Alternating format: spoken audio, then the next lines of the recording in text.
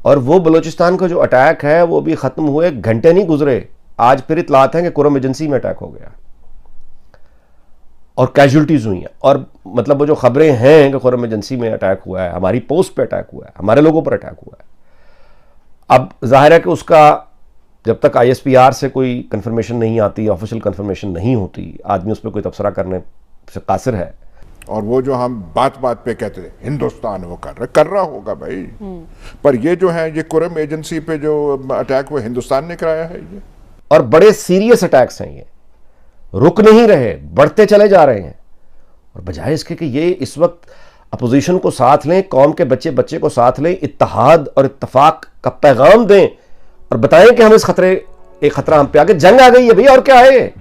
अब उनके अटैक्स में प्रोफेशनलिज्म है कि अशरफ गनी की हुकूमत हमारे लिए बेहतर थी। नमस्कार दोस्तों, जय हिंद। दोस्तों, अभी बलूचिस्तान में हुए हमले को बीते हुए ठीक से 2 दिन भी नहीं हुए कि पाक फौज पे एक और बड़ा हमला हो गया है। अब बलूचिस्तान के अंदर में जो हमला हुआ, जिनमें मजीद ब्रिगेड के 9 जवानों ने पाक फौज के 150 से 200 से ज़्यादा जवानों को 2 से 3 दिनों तक इंगेज रखा, जिनमें कई पाकिस्तानी फौज के जवानों की मारे जाने की खबर है। जैसा कि आप सब जानते हैं, कोई 150 कह रहा है, कोई 200 कहता है, कोई 100 कहता है।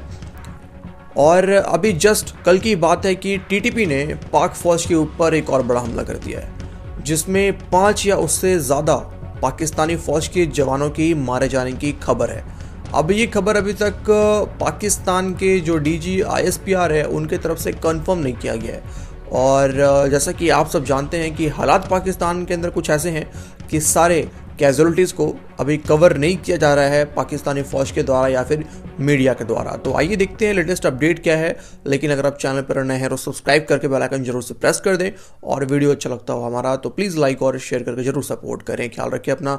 आप सभी का बहुत बहुत धन्यवाद। जय हिंद, जय भारत।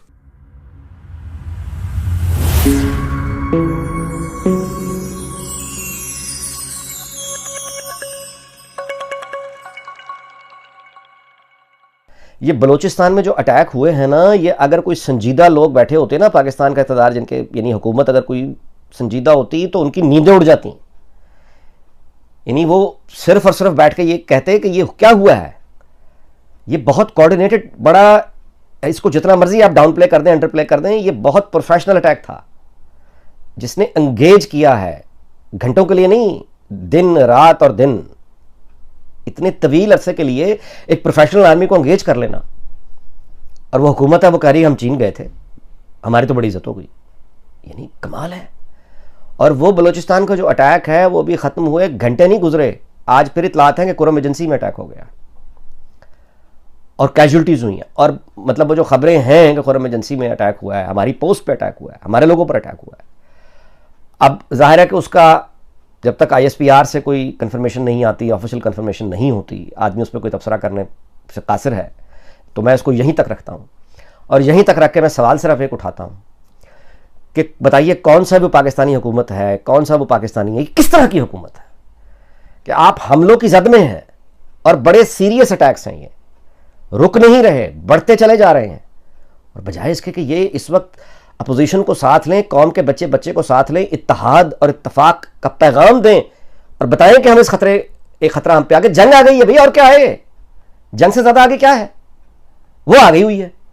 उस तरफ तवज्जो नहीं कर रहे अपोजिशन को। असेंबली में, पार्लियामेंट में कहीं दूर दूर तक उसका निशान नहीं है। जहां असल खतरा है उसका जिक्र ही सिरे से नहीं है।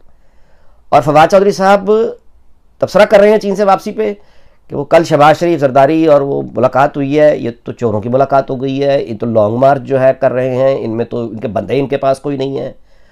कौन सी लॉन्ग मार्च, कहाँ की लॉन्ग मार्च। आप लोग हुकूमत में हैं, अपोजिशन में नहीं हैं। आप हुकूमत हैं, पहचानते नहीं हैं खुद को, एक हुक्मरान हैं आप। आपका मुल्क हमलों की जद में है। इकट्ठा करके बिठाइए सबको और कहें कि इस वक्त इख्तलाफात को छोड़ो, भूल जाओ, आओ मिलकर काम करें, आओ मिलकर दिफा करें, हमें एक होना है। वो तो नहीं रुक रहे।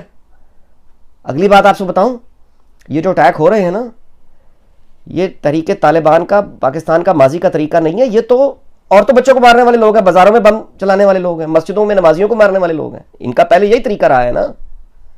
औरतों बच्चों को मार के कहते थे कि हम ठीक कह रहे हैं, यही कहते थे ना। अब वो क्या कर रहे हैं?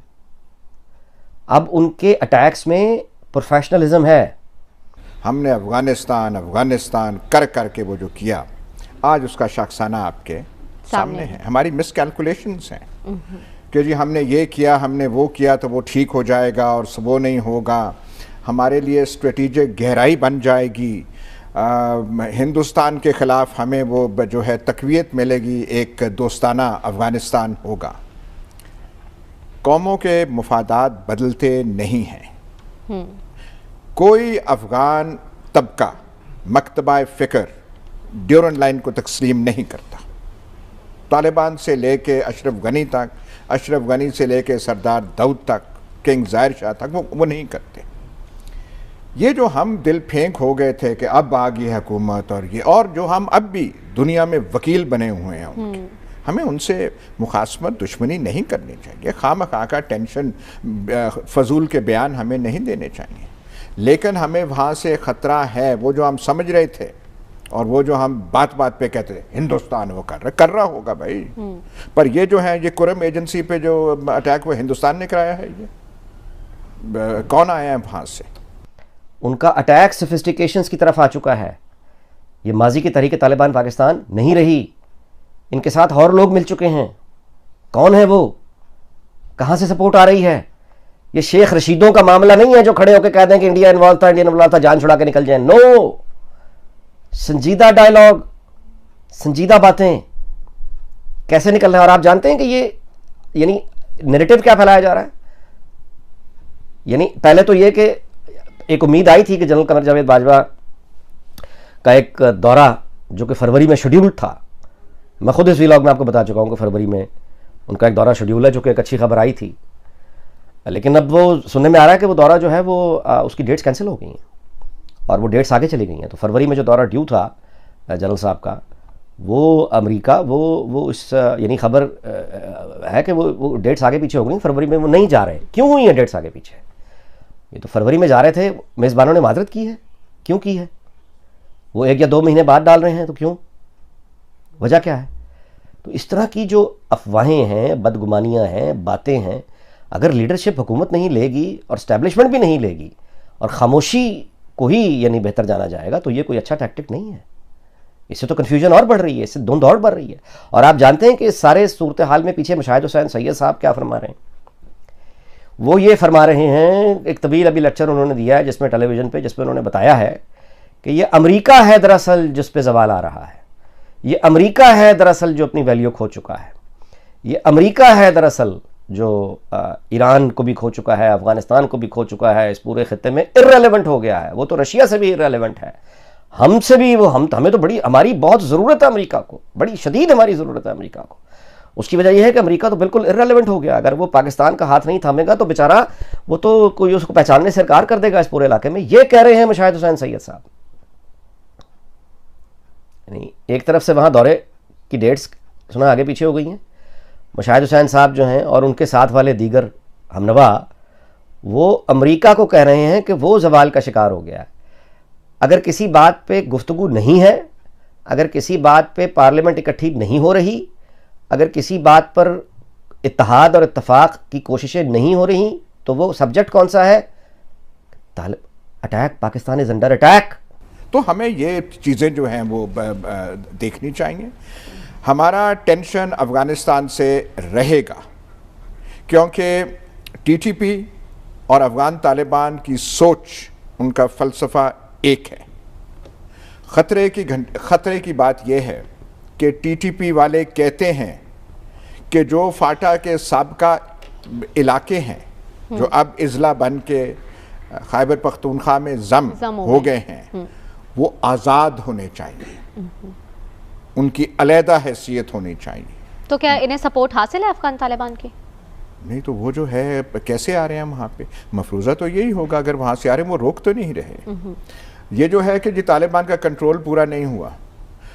तालिबान इतने ताकतवर हैं अफ़गानिस्तान में, उनके पास तनख्वाहों के लिए पैसे नहीं होंगे, खाना पीने के लिए नहीं होगी, पर इस वक्त अफगानिस्तान में कोई जंगजू जो है तालिबान का सामना नहीं कर सकते, और ये चाहें कि ना हो यहाँ पे हमले पाकिस्तान में, तो वो जो वली मसूद है जो टीटीपी का हेड, उसकी मजाल है कि वो यहाँ पे ऐसे करे।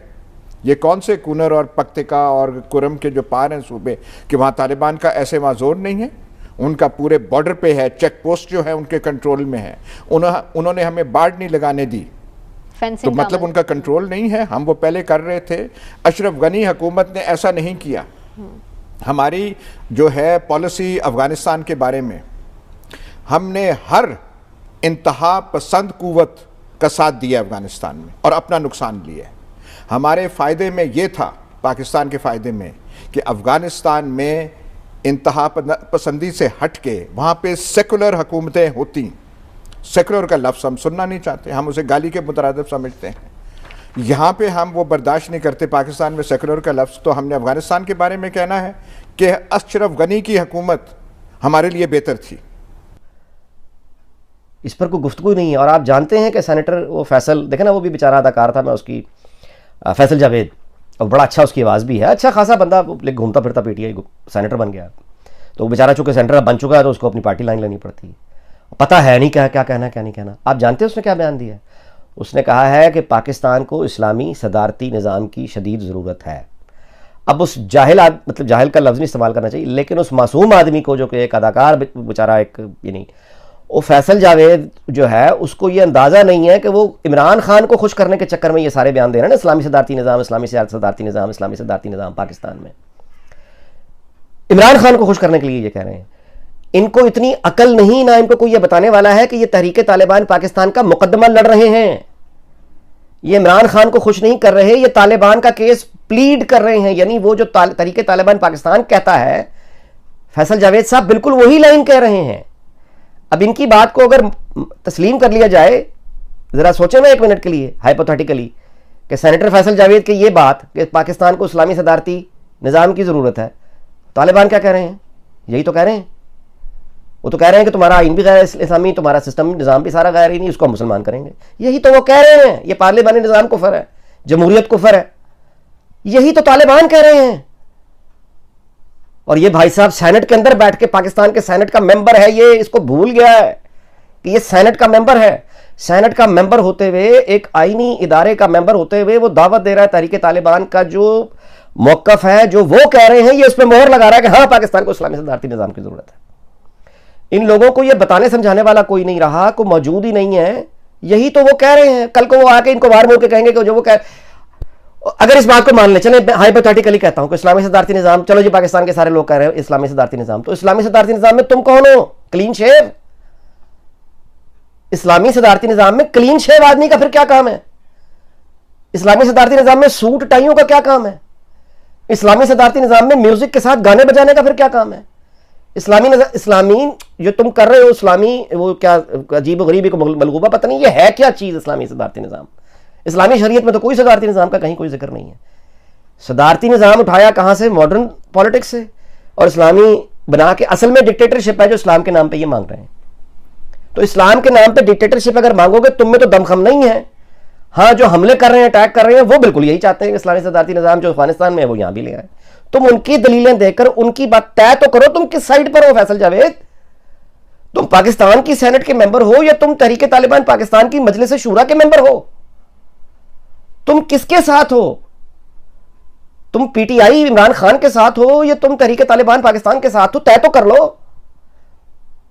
ये सारे लोग ये तय तो करें कि है किसके साथ, करना क्या है। जिस आइन को तुम उठा के फेंकना चाहते हो, तहरीक तालिबान पाकिस्तान यही तो करना चाहती है, और वो तुम पे हमलावर है। तुम उनका केस इस्लामाबाद में बैठ के लड़ रहे हो।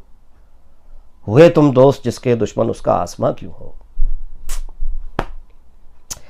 चलें जी, अल्लाह ताला पाकिस्तान को शाद रखे, आबाद रखे, इन अजाबों से महफूज कर दे।